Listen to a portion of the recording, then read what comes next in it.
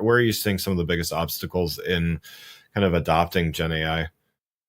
Yeah, I think it's definitely tooling is one of the big aspect, but there are other issues, right? Like for example, if you are building a Gen AI projects within the enterprises, the first thing I see most of the enterprises struggle is the skill set gap.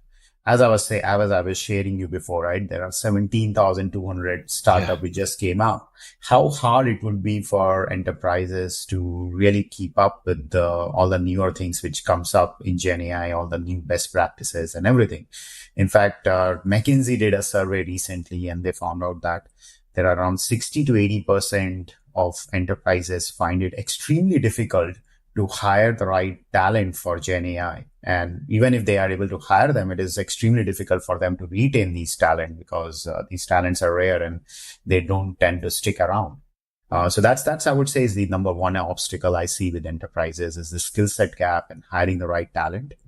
The other big issue I see is the data issue because your Gen AI is as good as the data you are using it for. And here, especially when you're building any Gen AI projects, you're looking at not just the traditional structural data, you're looking at unstructured data, you're looking at data coming from different latency, real time, batch.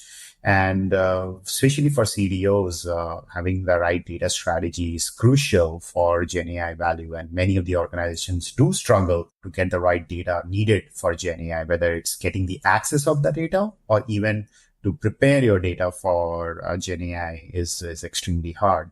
And the third thing I would say is the similar problem we face, right? Like many of the organizations kind of pick up a smaller tools or a science tool and they start facing issues with enterprise-wide adoption, where we see that there is a survey which was done recently, which says that 80% of your projects will fail. It won't go beyond POC. And that is because of the lack of enterprise-wide standards, right? You don't have a good standard for model building, training, deployment, monitoring.